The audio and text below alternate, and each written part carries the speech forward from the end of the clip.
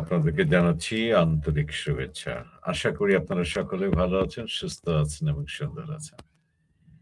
আলাপচারিতা এবং সময়ের কথন এটা নিয়েই আমি কাজ করি। বিভিন্ন সময় ফেসবুকে, ইউটিউবে আমি দিয়ে থাকি। তবে আমার কোনো অ্যা ইচ্ছে এখানে কাজ করে না। সেটি হলো যে আমাকে এটার থেকে আয় করতে হবে, অনেক কিছু করতে হবে। এরকম প্রফেশনালও আমি নই। তবুও আপনাদের সাথে একটু আলোচনা করি। আপনারা আমাদেরকে আমাদের এই অনুষ্ঠানটাকে মাঝে মধ্যেই বেশ ভালো আ গ্রহণ করেন। সেজন্য আপনাদের প্রতি আমার কৃতজ্ঞতা দিয়ে শুরু করছি। আজকে ইতিহাসের গল্প। ইতিহাসের গল্প বলতে আমি ইতিহাসের মূল কথাতে একটু আসবো। সেটার মধ্যে রাজনীতি অবশ্যই আছে। ইতিহাসের রাজনীতিটা নিয়েই আমি আলোচনা করব। ইতিহাসের পাতায় এটা ঘটেই থাকে এবং ঘটেই। হিস্ট্রি রিপিটস ইটসেলফ কখনো, কখনো ইতিহাস পুনরাবৃত্তি ঘটে। তবে অতীতের ঘটনা, এই অতীতের যে ঘটনা ঘটে থাকে হুবহু একইভাবে আর ঘটে না। এটা একটু ভিন্ন রূপে আসে। এটা নির্ভর করে হচ্ছে মানুষের আচরণ, রাজনৈতিক ভুল, ক্ষমতার দ্বন্দ্ব, অর্থনৈতিক সংকট, সামাজিক প্রবণতার কারণে। এই কারণেই কিন্তু এই ইতিহাস পুনরায় ঘুরে আসে। এটা বিখ্যাত দার্শনিক জিওর্জ সান্টায়ানার একটি প্রখ্যাত উক্তি আছে।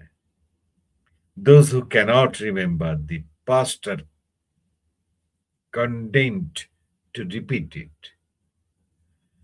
যারা অতীতকে মনে রাখে না, তারা সেটা পুনরাবৃত্তি করতে বাধ্য হয়। রাজনীতিতে একটা পুনরাবৃত্তি বলে কথা থেকেই যায়। কোন দল বা মতাদর্শের দমন পীড়নের পর পুনরায় ফিরে আসা। ক্ষমতার কেন্দ্রীকরণ থেকে নতুন সংকটের সৃষ্টি, রাজনৈতিক বিভাজনের পুনরাবৃত্তি, জনমতের পরিবর্তনের ফলে ক্ষমতার পালাবদল। ঠিক এমনটাই ঘটে থাকে আমাদের দেশে নয়, পৃথিবীর সব জায়গাতেই এবং সব দেশেই। ইতিহাসের পুনরাবৃত্তি যখন ঘটে, তখন এইভাবেই ঘটে।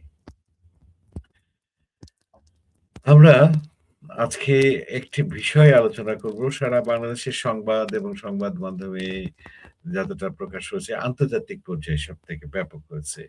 YouTube সহ বিভিন্ন জায়গায় সমালোচনা আলোচনা আসছে এবং বেশ ভালোভাবেই আলোচনাগুলো হচ্ছে। পৃথিবীর বিভিন্ন দেশের পত্র-পত্রিকায় এই সংবাদটি প্রকাশিত হয়েছে। সেটি আপনারা সকলেই জানেন। শেখ হাসিনার দেশে ফেরা, সাবেক প্রধানমন্ত্রীর দেশে ফেরা। তার এই দেশে ফেরার তত্ত্ব অর্থাৎ রাজনৈতিক বিজ্ঞানের ভিত্তিতে যদি আমরা দেখি, এটা গণতান্ত্রিক রূপান্তরের আলোকেও বিশ্লেষণ করা যেতে পারে।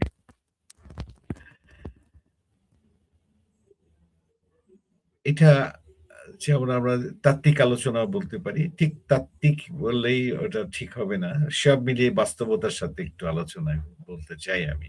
একটি হলো আইনের শাসন। যদি এখানে কোনো প্রধানমন্ত্রী সাবেক দেশে ফিরে বিচারিক প্রক্রিয়ার মুখোমুখি হন, তাহলে মূল প্রশ্ন হবে বিচার প্রক্রিয়া কতটা স্বাধীন ও নিরপেক্ষ এবং আইনসম্মত। আইনের শাসনের দৃষ্টিকোণ থেকে ব্যক্তি নয়, আইনই হচ্ছে সর্বোচ্চ। এই নীতি বাস্তবে কতটা কার্যকর সেটাই হবে প্রধান পরীক্ষা। অর্থাৎ শেখ হাসিনা যে দেশে আসবেন বলেছেন এবং তিনি বলেছেন আইনের কাছে তিনি আত্মসমর্পণ করবেন। এই যে আইনের কাছে আত্মসমর্পণ করবেন, আইনি প্রক্রিয়াটা কি হতে পারে, কেমন হতে পারে এটি একটা দেখার বিষয় রয়ে গেছে। আরো একটি দিক দেখা হবে গণতান্ত্রিক সংহতি। গণতান্ত্রিক সংহতির তত্ত্ব অনুযায়ী এটি একটা গণতন্ত্রের পরিপক্ক হবে তখনই যখন রাজনৈতিক বিরোধ মানে নিষ্পত্তিটা হবে আদালতে এবং নির্বাচন সংবিধান প্রতিষ্ঠানের মাধ্যমে যেটা হয় প্রতিশোধ বা সহিংসতার মাধ্যমে নেওয়া হয়। কোনো প্রতিশোধ বা সহিংসতা দিয়ে এটা হয় না। এখানে ট্রানজিশনাল জাস্টিসও থাকতে পারে। যেসব দেশে রাজনৈতিক পরিবর্তন ঘটে সাধারণত দেখা যায়। সেখানে অতীতের অভিযোগের বিচার জাতীয় পুনর্মিলনের মধ্যে ভারসাম্য রক্ষা করা একটা গুরুত্বপূর্ণ প্রশ্ন হয়ে দাঁড়ায়। এই দৃষ্টিকোণ থেকে বিচার, জবাবদিহি, রাজনৈতিক পুনর্মিলনের সম্পর্কটাও বিশ্লেষণ করা যেতে পারে। আমরা এটা করতেও পারি এবং দেখতে পারি। রাজনৈতিক বৈধতা। যে সরকার ক্ষমতায় থাকবে তাদের জন্য প্রশ্ন হবে তারা কি আইনসম্মত স্বচ্ছ প্রক্রিয়ার মাধ্যমে পরিস্থিতি মোকাবেলা করছে? নাকি রাজনৈতিক প্রতিপক্ষকে দুর্বল করার কৌশল হিসেবে বিচারককে ব্যবহার করছে? একইভাবে শেখ হাসিনার অবস্থানও জনসমর্থন, সাংগঠনিক শক্তি, রাজনৈতিক গ্রহণযোগ্যতার ভিত্তিতে এটা কিন্তু মূল্যায়িত হবে এবং মূল্যায়ন করা হবে। প্রাতিষ্ঠানিক স্থিতিস্থাপকতা যেটাকে আমরা বলি ইনস্টিটিউশনাল রেজিলিয়েন্স। এই ধরনের উচ্চ প্রোফাইল প্রত্যাবর্তন বিচার বিভাগ, আইন শৃঙ্খলা রক্ষাকারী বাহিনী, নির্বাচন কমিশন, প্রশাসনের উপর চাপ সৃষ্টি করতে পারে। এইসব প্রতিষ্ঠান রাজনৈতিক চাপের মধ্যেও নিরপেক্ষভাবে কাজ করতে পারে কিনা সেটি রাষ্ট্রের একটি প্রাতিষ্ঠানিক সক্ষমতার সূচক হবে। যদি শেখ হাসিনা আসেন এবং যদি তিনি আইনের কাছে আত্মসমর্পণ করেন, তাহলে আইনি বিচারিক কার্যক্রমগুলা এই জায়গাটা থেকে বিচার করা হবে আন্তর্জাতিকভাবে এবং দেশীয়ভাবে। আরেকটি তত্ত্ব আমরা দেখতে পাই সেটা হলো সংঘাত বনাম সমঝোতা, কনফ্লিক্ট ভার্সাস অ্যাকোমোডেশন। কনফ্লিক্ট তো আছেই, দ্বন্দ্ব তো আছেই। রাজনৈতিক তত্ত্বে কিন্তু এটা বলে যে তীব্র মেরুকরণের সময় রাষ্ট্র দুটি পথের একটিতে এগোতে পারে। একটা হলো সংঘাত ও প্রতিদ্বন্দ্বিতার পথ। অপরটি হলো সংলাপ, সমঝোতা, সাংবিধানিক প্রক্রিয়ার পথ। কোন পথ বেছে নেওয়া হবে তার রাজনৈতিক স্থিতিশীলতার উপরে গুরুত্বপূর্ণভাবে প্রভাব ফেলবে এবং সরকারকেই সেটা ভাবতে হবে। এই শেখ হাসিনার আগমনটা কিন্তু আন্তর্জাতিক একটা সম্পর্কের দৃষ্টিকোণও আছে এর ভিতরে। সেটি বাংলাদেশের বিচার প্রক্রিয়া, মানবাধিকার পরিস্থিতি, রাজনৈতিক পরিবেশ, আন্তর্জাতিক অংশীদারদের নজরে থাকতে পারে। এটা স্বাভাবিক, তাদের নজরে থাকবে। বিদেশি রাষ্ট্র এবং আন্তর্জাতিক সংস্থাগুলো সাধারণত আইনের শাসন, মানবাধিকার এবং স্থিতিশীলতার প্রশ্নে প্রতিক্রিয়া জানিয়ে থাকে। এইখানে আমরা এটা বলতে পারি যে শেখ হাসিনার দেশে ফেরা যদি ঘটেই, তবে সেটা কেবল একজন সাবেক প্রধানমন্ত্রীর ব্যক্তিগত প্রত্যাবর্তন হিসেবে নয়, বরং বাংলাদেশের আইন শাসন, বিচার বিভাগের স্বাধীনতা, গণতান্ত্রিক প্রতিষ্ঠানগুলোর সক্ষমতা এবং রাজনৈতিক সংস্কৃতির পরিপক্কতার একটি গুরুত্বপূর্ণ পরীক্ষা হবে। এটা পরিষ্কার বলা যায়। এই প্রত্যাবর্তনটা এতটাই গুরুত্বপূর্ণ যে দেশের সাম্প্রতিক সময়ে অন্যতম যে পরিস্থিতিটা ঘটে গেছে সেটি আমরা দেখছি যে আমাদের আ বিভিন্ন আন্তর্জাতিক ক্ষেত্রে সাবেক প্রধানমন্ত্রীর অবস্থানটা কেন আন্তর্জাতিক পর্যায়ে তাকে নিয়ে এতটা গুরুত্ব দেবে? অর্থাৎ তারা কেন এই তার বাংলাদেশে ফেরা নিয়ে এতটা গুরুত্ব দিচ্ছে? পত্র-পত্রিকাতে এই সংবাদটি কেন ছাপছে? রয়টার্স কেন তার সাক্ষাৎকার গ্রহণ করল? এখানে একটু আমরা দেখি যে শেখ হাসিনার সম্ভাব্য দেশে প্রত্যাবর্তনের সাম্প্রতিক সময়ের অন্যতম গুরুত্বপূর্ণ রাজনৈতিক ও সংবিধান এটি কিন্তু আলোচনার বিষয়। আমরা এই যে আ আন্তর্জাতিক ক্ষেত্রে যে জিনিসটা আছে এই শেখ হাসিনার সময়ের, অর্থাৎ তিনি যে সময় দেশ শাসন করেছেন, যেমন তার দেশ শাসনের দুর্বল দিকগুলা রয়েছে, তেমনি এটিও রয়েছে। অর্থাৎ দুর্বল দিকগুলা বলতে তার দুর্নীতি-টুর্নীতি এগুলা যেগুলা তার সরকারের আমলে ঘটেছে সেগুলো একটি যেমন বিষয় রয়েছে। সেখানে মানবাধিকার কমিশনের একটা বিষয় রয়ে গেছে। সবকিছু মিলে যদি বিশ্লেষণ করা হয়, তাহলে গুণগত নীতি বিশ্লেষণের উপর ভিত্তি করে প্রস্তুত করা যায় একটা কথা বা বলা যায় একটা কথা। সেটা হচ্ছে বিভিন্ন গবেষণা প্রতিষ্ঠান, আন্তর্জাতিক সংস্থা আ এই বিষয়টি নিয়ে বিভিন্নভাবে বিভিন্ন সময়ে লিখেছেন। তাদের কয়েকটি লেখার কিছু অংশ থেকে আমি দেখি, সেটা আপনাদেরকে একটু বলি। বাংলাদেশের শেখ হাসিনা রাজনৈতিক নেতৃত্ব, অর্থনৈতিক উন্নয়ন, বিচার ব্যবস্থা, গণতন্ত্র, আন্তর্জাতিক সম্পর্ক। এটির উপরে ভিত্তি করে আ বেশ কয়েকটি আন্তর্জাতিক মানের গবেষণা প্রকাশনা কেন্দ্র তারা এটা প্রকাশ করেছে এবং এটা সবটাই আ বিভিন্ন সোর্সকে ব্যবহার করা হয়েছে। যেমন ওয়ার্ল্ড ব্যাংক, IMF সবকিছুর সূচককে ধরে নিয়ে এটা করা হয়েছে। বাংলাদেশের স্বাধীনতা পরবর্তী ইতিহাসে শেখ হাসিনা অন্যতম প্রভাবশালী রাজনৈতিক নেতা হিসেবে তাকে চিহ্নিত করা হয়েছে। তার নেতৃত্বে দেশ উল্লেখযোগ্য অর্থনীতিতে প্রবৃদ্ধি অর্জন করলেও একই সঙ্গে গণতান্ত্রিক প্রতিষ্ঠান, নির্বাচন, মত প্রকাশের স্বাধীনতা, মানবাধিকার নিয়ে দেশীয় ও আন্তর্জাতিক পর্যায়ে সমালোচনা রয়ে গেছে। ফলে তার রাজনৈতিক উত্তরাধিকার মূল্যায়নের ক্ষেত্রে উন্নয়ন ও গণতন্ত্র উভয় মাত্রাই বিবেচ্য। এখানে কোন এনালাইসিস এর জন্যে তারা গবেষণাতে ব্যবহার করেছে? বিশ্বব্যাংক, আন্তর্জাতিক মুদ্রা তহবিল, জাতিসংঘ উন্নয়ন কর্মসূচি, মানবাধিকার বিষয়ক আন্তর্জাতিক সংস্থা, সমীক্ষা ভিত্তিক গবেষণা এবং পিয়ার রিভিউ জার্নাল, আন্তর্জাতিক সংবাদ সংস্থার প্রতিবেদন। এটা নিয়ে একটা গবেষণা প্রকাশিত হয়েছিল। সেই গবেষণার কিছু অংশ থেকে আপনাদেরকে বলছি। শেখ হাসিনার আন্তর্জাতিক নেতৃত্ব, অর্থনৈতিক মূল্যায়নটা কিভাবে করা হচ্ছে? শেখ হাসিনা সরকারের সময় বাংলাদেশের দীর্ঘমেয়াদী অর্থনৈতিক প্রবৃদ্ধি, দারিদ্র্য হ্রাস এবং অবকাঠামো উন্নয়ন, নারী ক্ষমতায়ন, মানব উন্নয়ন সূচকে অগ্রগতি আন্তর্জাতিকভাবে স্বীকৃতি পেয়েছে। বিশ্বব্যাংক, আন্তর্জাতিক মুদ্রা তহবিল বাংলাদেশের প্রবৃদ্ধিকে দক্ষিণ এশিয়ার অন্যতম উল্লেখযোগ্য অর্থনৈতিক সাফল্য হিসাবে মূল্যায়ন করেছে।